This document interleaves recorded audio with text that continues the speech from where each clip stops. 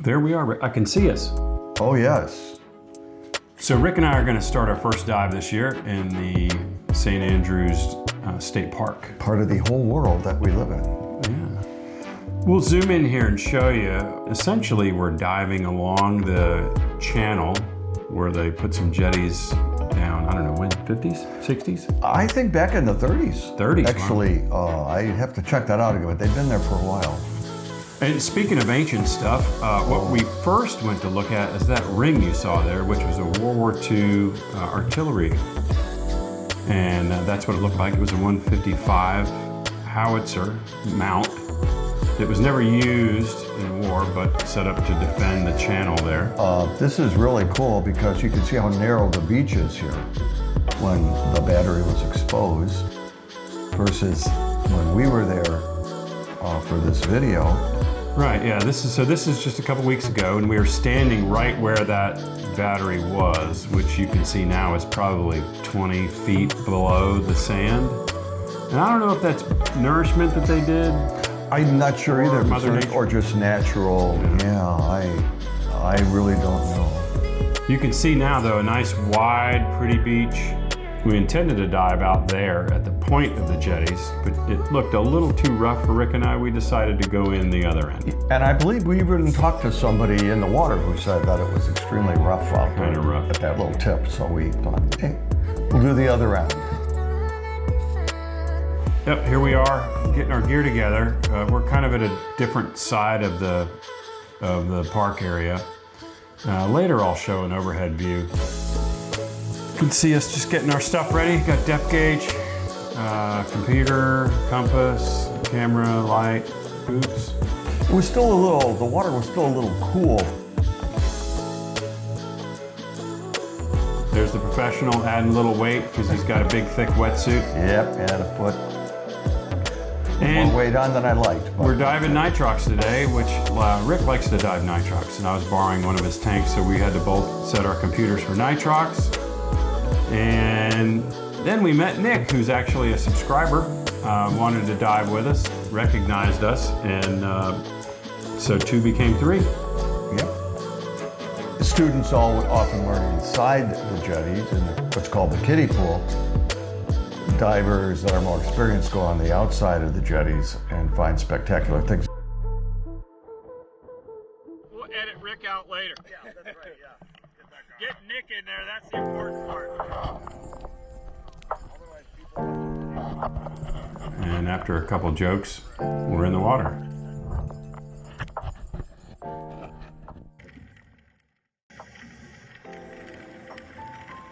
And they're waiting on me. Look at Nick waiting patiently. Before we get going though, I wanted to explain a little bit about where we're diving so you could see. So I'm gonna zoom back out and you can see where we're at.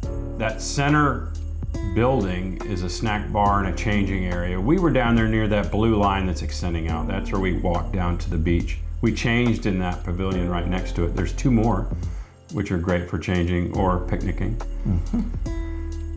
A lot of parking, but it does get full in the summertime. You want to get there early. Or they'll turn you away. There's the kiddie pool right there. You can see on the upper side of the jetty, right there, circled in blue. And some other man-made jetties, 4 of them up there. We'll hit those right before we come in. Today's dive is gonna start off to the right side of that jetty there, and we're gonna follow that blue line and go out. And then we're gonna work about halfway through our air, and then we're gonna turn around and come back the same exact way and hit that one jetty on the way back in. So that's our route today. We have done a dive around the point, which again, we intended to do, but it's too rough. But that's a great dive. We did that a couple It's really nice years starting out there. Yeah, a lot of beautiful fish like to hang out there around that point. But you have to plan your dive accordingly because you can't really do the whole jetties on one tank and the current can get ripping through there. So before you go, look at the tides, plan for your current and plan your air accordingly. Don't stop halfway and climb over the rocks. I wouldn't suggest that. Pretty Could treacherous. be easy to fall. I've been told people that make the whole length usually don't stop and look much. They just go on a day when the current is with them Yeah. and keep moving, but we like to look at things. We do. You'll see later on that we were underwater for well over an hour. And we get half the jetty length, maybe? Yeah. There's a sheephead.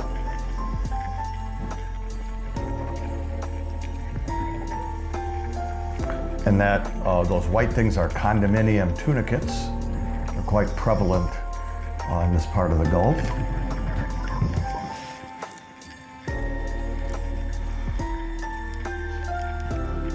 The surge wasn't bad that day, and the visibility wasn't bad either. You got to check the tides out when you dive these jetties, and go when it's like a slack tide. You don't want to go when the tide's ripping through there, or you're going to fight it. Nick and his great trim. Look at that.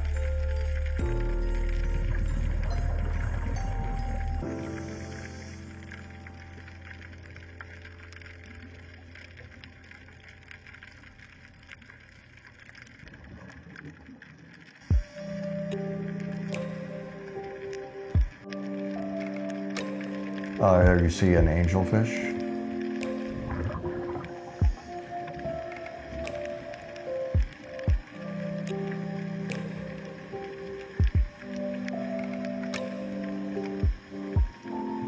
Oh, this is the polka dot batfish. Slow moving, they walk on their pectorals, swim a little. Couple of mullet. And hard to see, not the best shot. We'll see more of them later. Those are a couple snook. And these are your Spot fin porgies? spot fin porgies. Yep. Nice school of them. Look at them. Yeah. How pretty they are.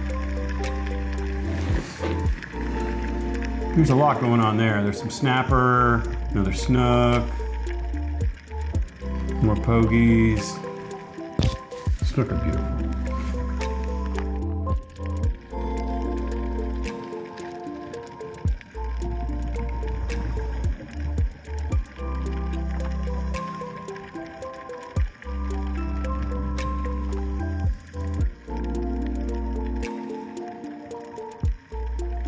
Look at the scars on that sheephead's nose. Yeah. So sheephead, they eat coral. They eat chunks of coral and barnacles and so forth. Look at that guy. Think he's chewed on a few pieces of coral in his day? I think so. And what a lot of people don't know is if you could look inside their mouth, they have people teeth. And this is what they have to live with at the jetties, old fishing line. There's a lot of local dive clubs that put on annual cleanup dives where they'll go and actually cut all that line off. The divers like to dive there, the fishermen like to fish there. We get it. It's just something that we do. Everybody seems to get along okay. Yeah. Sea whips. Beautiful. Is that the purple? Yeah, I believe that's all sea whip. Gorgeous. This is your condominium tunicate again. Sea fan.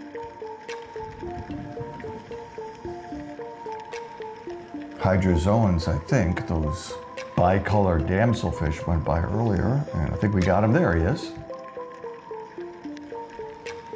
They sure are pretty. Beautiful. Beautiful little fish. Ah, the comb jelly.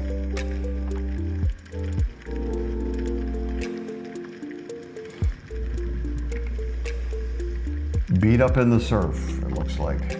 Looks like it.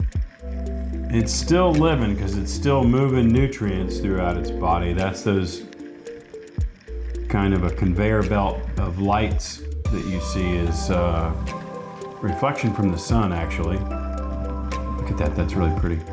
Yeah, you can actually see that movement on there.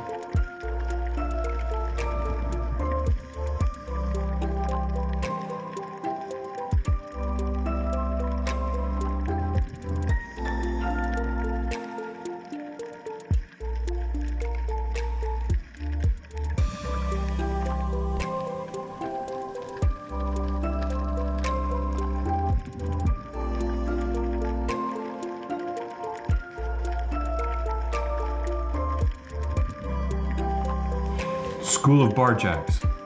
Many of them. School was in session on that day.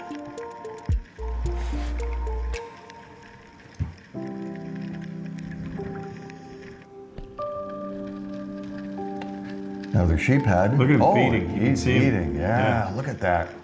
This is exactly what you were talking about earlier. Yeah.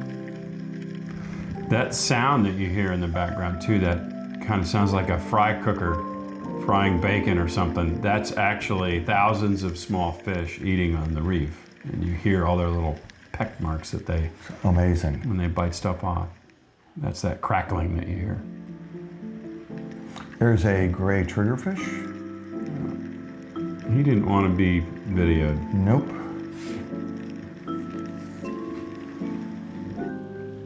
And two red drum with their beautiful majestic spots on the back. Each one has its own spot. Sometimes they won't have any, sometimes they'll have half a dozen. Wow, I was unaware of that. Yeah. Beautiful fish. Sure is.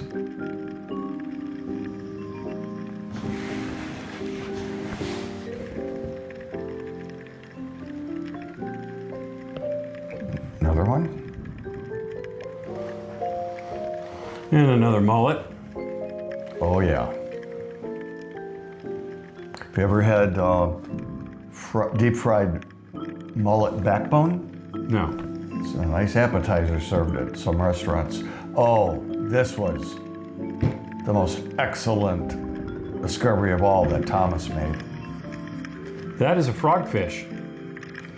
You know, I did some reading on them. They actually have a dorsal bone that comes forward and dangles a little. I haven't seen that in reality, but I was just reading about that in this book. Yeah, they're of the anglerfish family, and they'll dangle that little thing in front of their mouth, and when a prey comes in front, they swallow it. Yeah, they're kind of sit and wait. Oh, there it is. You can see it right there at the top. That's its little amazing, amazing. I also read that they are masters at blending in, which this one wasn't blending in very well, but it takes a week for them to change colors. Really? Yeah, they don't. Hence, they're so cryptic because they really have time to get into that look, their new look. Queen angels. Beautiful fish. I don't think they particularly like being videoed. They seem to be always pretty shy. Yeah. All the types of angels, I think, Sure are pretty. have that characteristic. The book says that they usually mate for life and they travel around in pairs. Wow. Oh, yeah. Unlike this guy, which remains a hermit. And there he is. There's his little eyes poking out.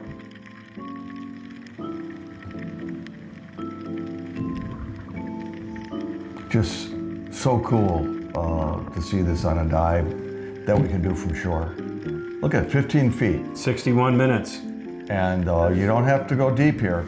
You can go a little deeper if you move down the slope into the boat channel, but otherwise you just stay by these rocks and find cool things.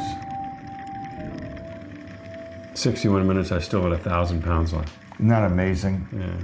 Sometimes diving shallow is fun. Yep.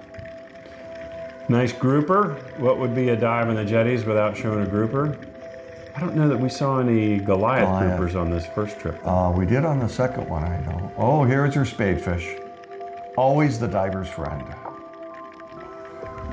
They just seem to be very, very curious about divers.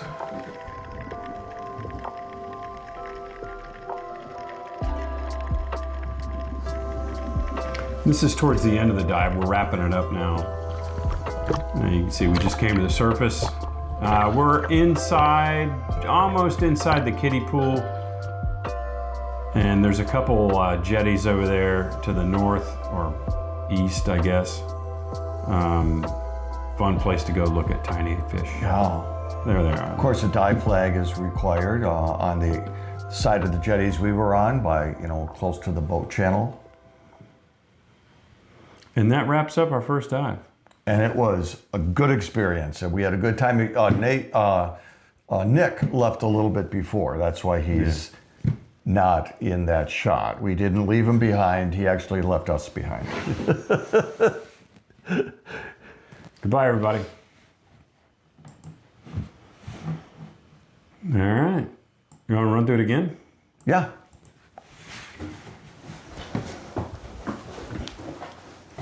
Wow, Thomas, this is fun doing this, isn't it? Yeah.